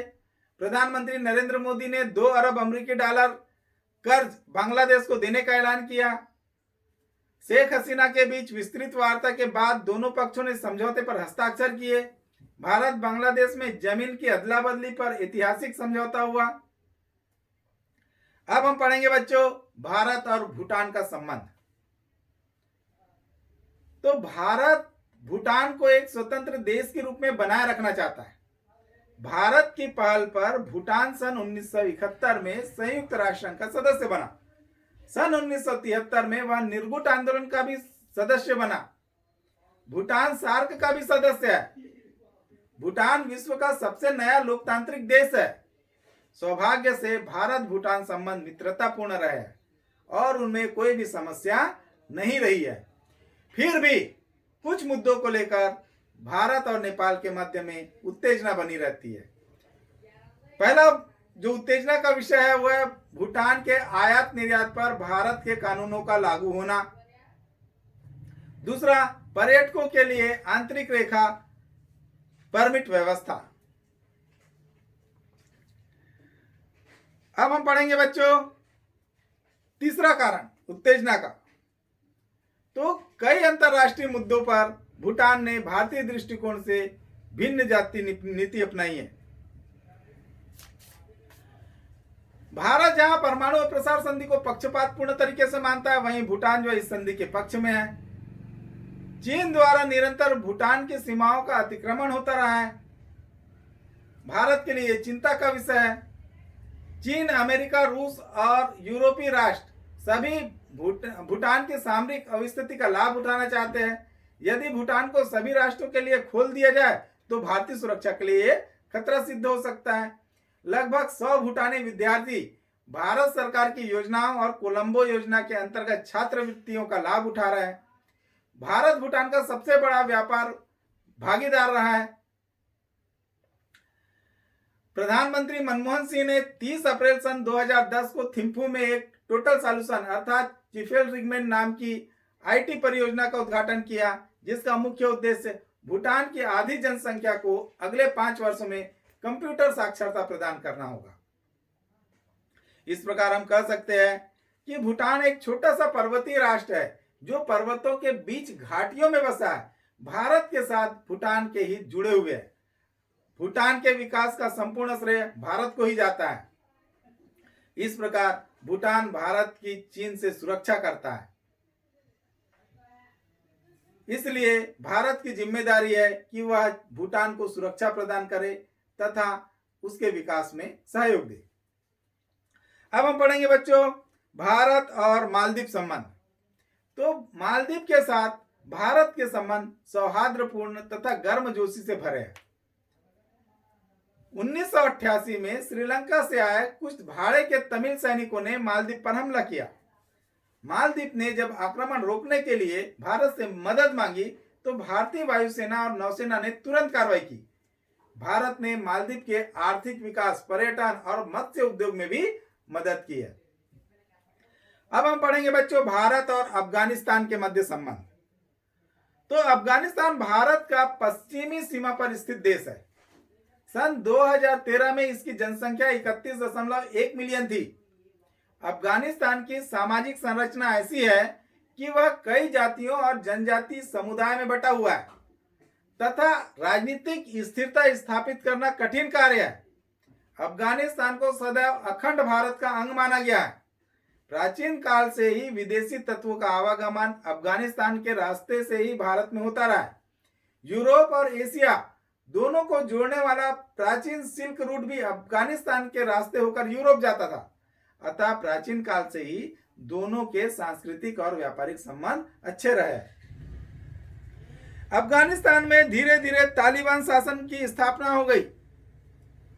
अलकायदा के आतंकवादियों ने जब सितंबर 2001 में अमेरिका में आतंकवादी हमला किया तथा उसकी प्रतिक्रियात्मक रूप में अफगानिस्तान में अमेरिका व नाटो की सेनाएं भेजी गई और सन 2001 में ही अफगानिस्तान तालिबान शासन का अंत हो गया। तब से अभी तक ये सेनाएं जो है अफगानिस्तान में ही मौजूद है। भारत का आकार बड़ा है और वह शक्तिशाली है। इसकी वजह से ही अपेक्षाकृत छोटे देशों का भारत के इरादों को लेकर शक करना लाजमी है। दक्षिण एशिया का भूगोल भी, जहां भारत बीचों बीच में स्थित है और बाकी देश भारत की सीमा के इर्द गिर्द घूमते रहते हैं। अब हम पढ़ेंगे बच्चों शांति और सहयोग। क्या दक्षिण एशिया के देश एक दूसरे का सहयोग करते हैं या ये देश एक दूसरे से सिर्फ लड़ते रहते हैं?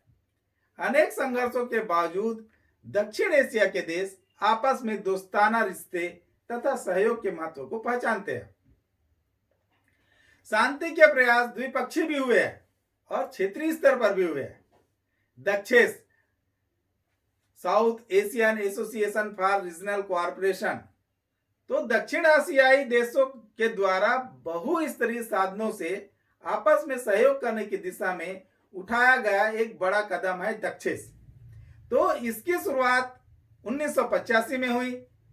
दक्षेस के सदस्य देशों ने 2002 में दक्षिण एशियाई मुक्त व्यापार क्षेत्र समझौते पर हस्ताक्षर किए।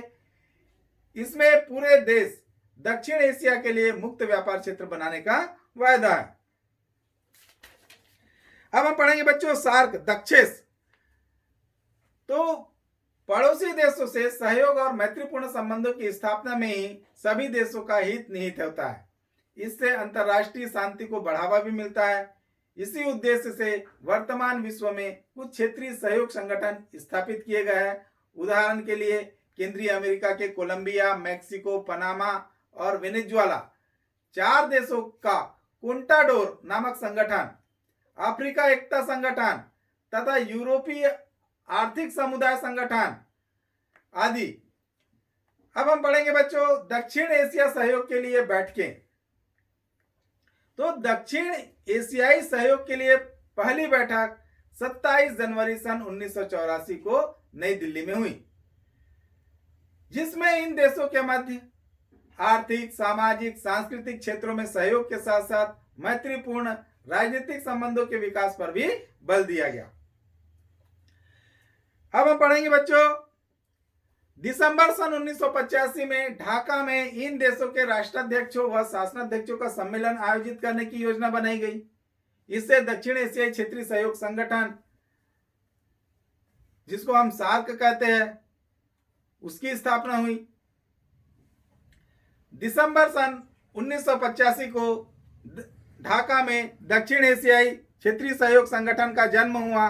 प्रधानमंत्री राजीव गांधी ने दक्षिण शिखर सम्मेलन में बोलते हुए राज्यों का इस लोकतंत्र कहा। सार्क के सदस्य, अब हम पढ़ेंगे बच्चों सार्क के सदस्य राष्ट्र कौन कौन से हैं। तो सार्क संगठन में दक्षिण में जो देश है वो इस प्रकार है: भारत, पाकिस्तान, श्रीलंका, नेपाल, बांग्लादेश, भूटान, मालदीव और अफगानिस्तान। अब हम बच्चों सार्क के उद्देश्य पढ़ेंगे। तो सार्क के जो घोषणा पत्र है दिसंबर सन 1985 में, उसमें जो उद्देश्य दिए गए हैं वो इस प्रकार है: जनता के कल्याण एवं उनके जीवन स्तर को सुधार करना। यह दक्षिण एशियाई क्षेत्रीय सहयोग संगठन का मुख्य कार्य है। इसके अतिरिक्त जितने भी जो दक्षिण एशिया के देश है उनमें सामूहिक आत्मनिर्भरता में वृद्धि करना, आर्थिक और सामाजिक तथा सांस्कृतिक विकास करना, आपसी विश्वास, सूझबूझ, एक दूसरे की समस्याओं का मूल्यांकन करना, आर्थिक, सामाजिक, सांस्कृतिक, तकनीकी और वैज्ञानिक क्षेत्र में सक्रिय भूमिका निभाना, विकासशील देशों के सहयोग में वृद्धि करना, सामान्य हित के मामलों में अंतर्राष्ट्रीय मंचों पर आपसी सहयोग प्रदान करना। बच्चों जो सार्क का उद्देश्य है परीक्षा में कई बार आ चुका है। सार्क का उद्देश्य लिखिए। अब हम पढ़ेंगे बच्चों सार्क के सिद्धांत। तो अनुच्छेद 2 के अनुसार सार्क के जो मुख्य सिद्धांत है वो इस प्रकार है: संगठन के ढांचों के अंतर्गत सहयोग, समानता, क्षेत्रीय अखंडता, राजनीतिक स्वतंत्रता, दूसरे देशों के आंतरिक मामलों में हस्तक्षेप न करना तथा आपसी लाभ के सिद्धांतों का सम्मान करना, परस्पर सहयोग, क्षेत्रीय एवं बहु पक्षीय जिम्मेदारियों के टकराव में नहीं होना। अब हम पढ़ेंगे बच्चों सार्क का संगठन। सार्क किससे किससे मिलकर बना है? तो दक्षिण अपने उद्देश्य की पूर्ति के लिए चार्टर के अंतर्गत शिखर सम्मेलन, मंत्रिपरिषद, स्थायी तकनीकी समितियां, कार्यकारिणी समिति, सचिवालय और वित्तीय व्यवस्था आदि की व्यवस्था करता है। तो इन सभी संस्थाओं में भारत की भूमिका महत्वपूर्ण रही है। तो अब हम देखते हैं बच्चों सार्क का संगठन। तो सार्क चार्टर के 4, 5, 6 एवं 8 इसके संगठन या संरचना की चर्चा की गई है। तो इसके प्रमुख संगठनात्मक इकाइयां क्या क्या है? तो सार्क का संगठन जो है 5 अंगों से मिलकर बना है। पहला जो है वो शिखर सम्मेलन है, दूसरा मंत्रिपरिषद, तीसरा स्थायी समिति, चौथा तकनीकी समिति और 5वां सचिवालय। तो बच्चों अब हम शिखर सम्मेलन के बारे में देखते हैं। तो पहला जो शिखर सम्मेलन है वो सार्क की सर्वोच्च सत्ता सदस्य राष्ट्रों के शासनाध्यक्षों के सम्मेलन में निहित है और ये प्रतिवर्ष आयोजित होते हैं। अब दूसरा हम देखते हैं बच्चों मंत्रिपरिषद। तो मंत्रिपरिषद का मुख्य कार्य है विभिन्न क्षेत्रों में संगठन की नीति निर्धारित करना, सहयोग के क्षेत्रों का निर्धारण करना, सामान्य हित के अन्य विषयों के संबंध में निर्णय करना। तीसरा स्थायी समिति। तो ये जो स्थायी समिति है इसके सदस्य राष्ट्रों के विदेश मंत्री होते हैं और इनका जो प्रमुख दायित्व है इनके सहयोग के कार्यक्रमों की देखरेख करना, उनमें समन्वय स्थापित करना, क्षेत्र में हुई प्रगति की समीक्षा करना, सामान्य हित व अन्य विषयों पर निर्णय लेना। चौथा है तकनीकी समितियां। इसके अंतर्गत परियोजनाएं तैयार करना, उन्हें कार्यान्वित करने, उनकी देखरेख करना, ये सब इनका उत्तरदायित्व होता है। 5वां बच्चों सचिवालय। तो सचिवालय सार्क की प्रशासनिक सेवा संबंधी संस्था है जिसका प्रमुख कार्य है सदस्य राष्ट्रों की बैठकों का आयोजन, संगठन की विभिन्न इकाइयों में समन्वय स्थापित करना, कार्य प्रणाली की देखरेख करना। सचिवालय में एक महासचिव होता है, 7 निर्देशक तथा कर्मचारियों का एक स्थायी स्टाफ होता है। अब हम पढ़ेंगे बच्चों सार्क के कार्य। तो सार्क देशों ने दक्षिण एशिया के क्षेत्र की जनता के कल्याण एवं जीवन स्तर में सुधार हेतु अनेक प्रस्ताव पास किए हैं। आर्थिक, सामाजिक तथा सांस्कृतिक विकास के लिए अनेक कार्य किए हैं। पर्यावरण के क्षेत्र में सहयोग के लिए टेक्निकल समिति बनाई है। कृषि, दूरसंचार और शिक्षा के क्षेत्र में भी सहयोग की दिशा में कुछ कदम उठाया है। मुक्त व्यापार प्रारंभ करने का प्रस्ताव पारित किया है। आतंकवाद को समाप्त करने के लिए सामूहिक प्रयत्न के प्रस्ताव को पारित किया है। परमाणु निशस्त्रीकरण के कार्य को सर्वोच्च प्राथमिकता दी गई है। सार्क देशों के बीच में आपसी तनाव दूर करने की कोशिश की गई है।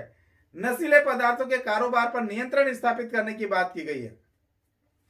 अब हम बच्चों सार्क के कार्यों की समीक्षा देखेंगे। वास्तव में दक्षिण एशियाई क्षेत्रीय सहयोग संगठन आर्थिक, सामाजिक एवं सांस्कृतिक विकास को तीव्र करते हुए आपसी सहयोग से सामूहिक आत्मनिर्भरता के लिए एक अंतर्राष्ट्रीय संगठन के रूप में सफलता की ओर क्रमशः बढ़ रहा है। लेकिन इस संगठन से अभी तक कोई सार्थक उपलब्धि प्राप्त नहीं हुई है। सदस्य राष्ट्रों का पूर्ण सहयोग अभाव है। आज नेपाल चीन की तरफ झुका हुआ है तो पाकिस्तान अमेरिका की ओर नजरें गड़ाए हुए है। बांग्लादेश किसी नई शुरुआत की खोज में लगा हुआ है। ऐसे में दक्षिण को किस प्रकार जीवित रखा जा सकता है, यह एक विचारणीय प्रश्न है। अब हम पढ़ेंगे बच्चों दक्षिण एशिया की शांति व सहयोग में सार्क का योगदान। तो सार्क ने अपने 8 सदस्य देशों को एक दूसरे के नजदीक लाने का कार्य किया है जिससे उनमें दिखाई देने वाला तनाव कम हुआ है। दक्षिण के कारण इस क्षेत्र के देशों की थोड़े थोड़े अंतराल पर आपसी बैठकें होती रहती है जिससे उनके बीच में जो छोटे मोटे मनमुटाव है वो आपस में आसानी से सुलझ जाते हैं। इस क्षेत्र के देशों ने अपने आर्थिक और सामाजिक विकास के लिए सामूहिक आत्मनिर्भरता पर बल दिया है जिससे विदेशी शक्तियों का इस क्षेत्र में प्रभाव कम हुआ है।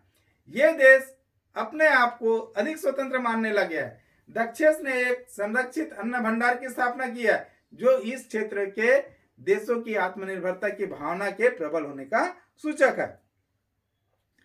दक्षिण के सदस्य देशों ने सन 2004 में दक्षिण एशियाई मुक्त व्यापार क्षेत्र समझौता साफ्टा पर हस्ताक्षर किए है।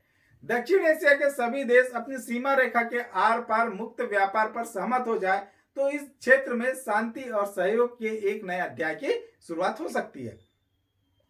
दक्षिण देशों के मध्य में आपसी व्यापार में लगने वाले सीमा शुल्क को सन 2007 तक 20% कम करने का लक्ष्य रखा गया है।